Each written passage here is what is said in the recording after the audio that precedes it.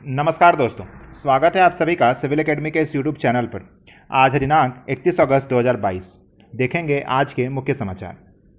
तो पहला न्यूज़ है आपका, Telangana tops inflation charts at 8.32%। Telangana का रिटेल इन्फ्लेशन अगर हम देखें तो 8.32% देखने को मिल रहा है। ओवरऑल इन्फ्लेशन अगर हम देखें इंडिया का तो वो आपका 6.79% है। 14 स्टेट्स में महंगाई दर यानी इन्फ्लेशन जो है वो नेशनल इन्फ्लेशन को क्रॉस कर चुकी है।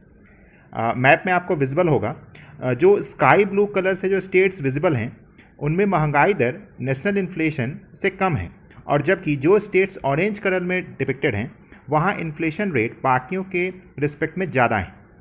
मेनली अगर हम देखें तो हिंदी बेल्ट वाले स्टेट्स इन्फ्लेशन में ज़्यादा त्रस्त हैं। हमारे उत्तर प्रदेश का अगर हम देखें तो 7.27% है। और भी स्टेट्स के डेटा आपको स्क्रीन पर विजिबल है। ओवरऑल इंडिया का ध्यान रखिए और अपने स्टेट्स का देख लीजिए, और प्लस मैक्सिमम किसका है ये ध्यान रखिए, इतना काफ़ी है। इन्फ्लेशन यानी महंगाई ministry of statistics and programme implementation के द्वारा इसको मेज़र किया जाता है। मेज़र करने के दो पैरामीटर होते हैं, पहला आपका CPI यानी कंज्यूमर प्राइस इंडेक्स, और दूसरा यानी WPI यानी होलसेल प्राइस इंडेक्स। महंगाई का लॉजिकली सोचे तो कई रीजंस हो सकते हैं, जिसमें से एक तो ये है कि देखिए सामान अगर कम अवेलेबल हो और ख़रीदी करने वाले लोग ज़्यादा हों तो हम इसे मतलब डिमांड पुल इन्फ्लेशन कहते हैं। जैसे आपने देखा होगा कोविड के टाइम पर आप सभी ने देखा है कि ऑक्सीजन सिलेंडर्स की कीमत आसमान छू रही थी, कारण सप्लाई लिमिटेड था और उपभोक्ता एक्सपोनेंशियल रूप से बढ़ रहे थे। वैसे ही अगर हम दूसरा केस देखें तो अगर किसी सामान को बनाने में लागत ही बहुत ज़्यादा लग रही हो तो जाहिर सी बात है कि उसके जो सामान बिकेगा वो भी महंगा ही होगा, क्योंकि आखिर जो बनाने वाला मैन्युफैक्चरर है वो भी अपना कोई प्रॉफिट तो जोड़ेगा ही। तो ये वाला प्रोसेस को हम कॉस्ट पुश इन्फ्लेशन कहते हैं। कंज्यूमर सामान लेता है तो कंज्यूमर साइड से पुल होगा, तो हम उसे मतलब क्या कहते हैं कि डिमांड पुल इन्फ्लेशन यानी DPI। और अगर जो मैन्युफैक्चर की तरफ से यानी मैन्युफैक्चर सामान देता है तो मैन्युफैक्चर साइड से हुआ तो कॉस्ट पुश इन्फ्लेशन यानी CPI। तो नाम ही दोनों का डेफिनेशन है, ध्यान रखिएगा। तीसरा भी एक होता है कि अगर आप देखें तो बिल्ट इन इन्फ्लेशन जिसे कहते हैं। मेनली इसमें वर्कर्स के सैलरी को भी और जो उनके इंक्रीमेंट होते हैं उसको कंसिडर किया जाता है। कई जगह इसे मतलब जो कॉस्ट पुश इन्फ्लेशन है और जो आपका जो मैन्युफैक्चर साइड इन्फ्लेशन होता है उसमें जोड़ दिया जाता है, कारण क्योंकि जो आपके सैलरीज है वो मैन्युफैक्चर के साइड से ही काउंट कर लिया जाता है। अब आते हैं हम जो दो पैरामीटर्स हैं उसके, CPI और WPI। CPI यानी कंज्यूमर प्राइस इंडेक्स, इसको डिसाइड कौन करता है, इसको मतलब बनाता कौन है, तो देखिए सेंट्रल स्टेटिस्टिक्स ऑफिस जो है CSO under ministry of statistics and programme implementation MOSPI। वहीं WPI यानी होलसेल प्राइस इंडेक्स रिलीज करता है कौन, तो office of economic adviser in department of industrial policy and promotion. ये किसके अंदर में आता है, तो मिनिस्ट्री ऑफ कॉमर्स और इंडस्ट्री के अंदर में आता है। तो ये दो चीज़ आप ध्यान रहेंगे कि CPI कौन रिलीज करता है और WPI कौन रिलीज करता है। अगर हम देखें तो खुदरा व्यापार में CPI कंसिडर होता है, तो मेन इसमें क्या है, डे टू डे लाइफ में जो यूज़ होने वाले रिटेल थिंग्स हैं उसके भाव में अगर ऊपर नीचे कुछ होता है तो वो आपका खुदरा व्यापार में आता है, तो वो किससे गवर्न होता है, वो CPI से गवर्न होता है। वहीं थोक बाजार में जो भाव में ऊपर नीचे होता है उसमें आपको होलसेल इन्फ्लेशन को अफेक्ट करता है। तो मेनली CPI किसके लिए होता है, रिटेल इन्फ्लेशन के लिए, और WPI होता है आपका होलसेल इन्फ्लेशन के लिए। तो इन्फ्लेशन से रिलेटेड आपको इतना ही चीज़ जानना था, इस चीज़ को आप ध्यान में रखिएगा। बढ़ते हैं हम लोग नेक्स्ट न्यूज़ पर। आगे है आपका EWS quota SC to hear pleas on September 13। जो 103वां संविधान संशोधन था आपका, उसमें EWS यानी इकोनॉमिक वीकर सेक्शन और आंध्र प्रदेश में कुछ जो आपके लॉ हैं उसमें मुस्लिम्स को रिजर्वेशन दिया गया था, उसे चैलेंज किया गया है सर्वोच्च न्यायालय में। अगर आपको मालूम हो तो एक काफ़ी ऐतिहासिक जजमेंट रहा है इंदिरा साहनी केस। उसमें सुप्रीम कोर्ट का कहना था कि रिजर्वेशन 50% कभी भी क्रॉस नहीं करना चाहिए। उसी को लेके ये बात चर्चा में। रिजर्वेशन को लेके दो आर्टिकल चर्चा में रहते हैं, आर्टिकल 15 और आर्टिकल 16। एक तो ये कि किसी भी बेसिस पर आपके साथ डिस्क्रिमिनेशन ना हो, और दूसरा कि राइट टू अपॉर्चुनिटी हो। तो इन दोनों को ग्राउंड बनाकर कोर्ट में इसे चैलेंज किया गया है। 13 सितंबर को 5 जजों की जो कॉन्स्टिट्यूशन बेंच है, जिसका आई थिंक चीफ जस्टिस की अध्यक्षता में इस केस को सुनवाई होगा। और जो रिजर्वेशन, देखिए रिजर्वेशन खुद में ही काफ़ी एक हीटेड टॉपिक होता है, तो डेफिनेटली ये बहुत इंपॉर्टेंट होगा। हम देखेंगे जब इस पर कोई इन्फॉर्मेशन आएगा जब सितंबर में, तो हम फिर से इस पर चर्चा करेंगे। बट मेनली आप देखिएगा कि आर्टिकल 15 और आर्टिकल 16 यहाँ पे मेनली इंपॉर्टेंट हो जाते हैं। तो एक बार आप जैसे ही ये वीडियो खत्म होगा तो आप एक बार जाके उसे फिर से रिव्यू करिएगा। आगे देखते हैं, SC इम्प्लीड्स NHRC NCW इन पर्सनल लॉ केस।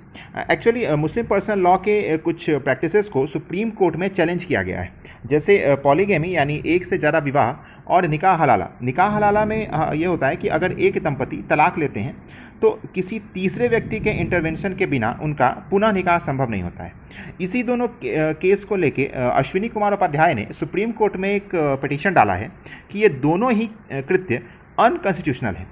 इसी हेतु national human rights commission, national commission for women और नेशनल कमीशन फॉर माइनॉरिटीज़ को पार्टी बनाया गया है। इनके इनपुट्स जानने के लिए एक्चुअली एक सेपरेट पिटीशन भी फाइल की गई है IPC यानी इंडियन पीनल कोड के सेक्शन 494 के अंतर्गत, जो कहता है कि सेक्शन 494 का उल्लंघन किया जा रहा है।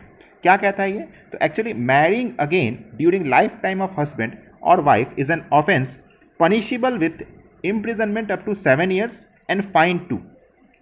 अब देखिए, कहने का सेंस है कि अगर आपकी हस्बैंड या वाइफ जीवित हैं और फिर आपका दूसरा शादी हो रहा है तो आपको 7 साल की सज़ा या फिर उसके कारण फाइन भी भरना पड़ सकता है। इसी पर all India Muslim personal law board का कहना है कि ये कल्चरल इशू है, इसे कॉन्स्टिट्यूशन के दायरे में नहीं लाना चाहिए, ये लाना गलत होगा।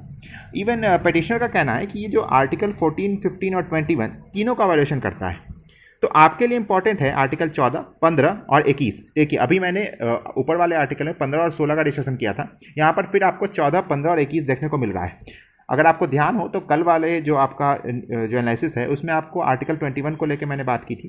तो आप देखिएगा ये वाले आर्टिकल्स फंडामेंटल राइट्स के हमेशा ही आपको न्यूज़ में कभी ना कभी चर्चा में दिखते रहेंगे, तो इन चीज़ों का आप ध्यान रखेंगे। मेनली इस जो न्यूज़ का टॉपिक था इसमें मेन इंपॉर्टेंट क्या है? NHRC यानी नेशनल ह्यूमन राइट्स कमीशन, जो कि एक इंडिपेंडेंट स्टैट्यूटरी बॉडी है और इसकी स्थापना 1993 में हुई थी। इसके चेयरमैन अगर हम देखें तो या तो सुप्रीम कोर्ट के रिटायर्ड जज होते हैं, आइदर वो CJI भी हो सकते हैं या फिर कोई भी सुप्रीम कोर्ट के जज हो सकते हैं, जिनका कार्यकाल आप अगर देखो तो 3 वर्ष का होता है। या तो 3 वर्ष का कार्यकाल होगा या फिर जब तक उनकी उम्र 70 वर्ष की ना हो जाए। फिलहाल NHRC के जो 11वें चेयरमैन हैं वो आपका सर्वोच्च न्यायालय के भूतपूर्व जज हैं अरुण कुमार मिश्रा जी। इस चीज़ को आप ध्यान रखिएगा। आते हैं अगले न्यूज़ पर। Leopard attacks man at temple in Andhra Pradesh. अगर हम देखें तो जो टेम्पल है आपका वो सोमेश्वरा टेम्पल था, सोमेश्वरा स्वामी टेम्पल। ये आपका आंध्रा के कुप्पम डिस्ट्रिक्ट में पड़ता है, ठीक है। इस न्यूज़ में काम का वर्ड है केवल लियोपार्ड। आप स्पेल अलग अलग कर सकते हैं, कई लोग उसे लेपर्ड भी कहते हैं, कई लोग उसे लियोपार्ड भी कहते हैं, मैं इसे लियोपार्ड बोलता हूँ। ये आपका GS 3 का टॉपिक है। तो मेनली इस चीज़ को इन्वायरमेंट में आप देखोगे। साइंटिफिक नेम अगर हम देखें तो पैंथेरा पार्डस होता है और ये कैट फैमिली का, मेनली जो बिग कैट फैमिली है उसका सबसे छोटा प्राणी होता है।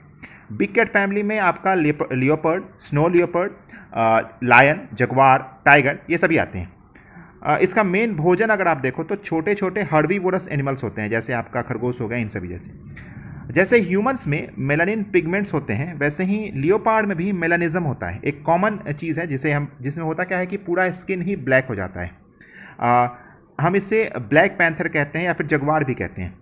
कुछ दिनों पहले अगर आपको ध्यान हो तो कर्नाटका के काबिनी फॉरेस्ट का एक ब्लैक पैंथर की फ़ोटो काफ़ी वायरल हुई थी और काफ़ी वो अट्रैक्टिव लग भी रही थी।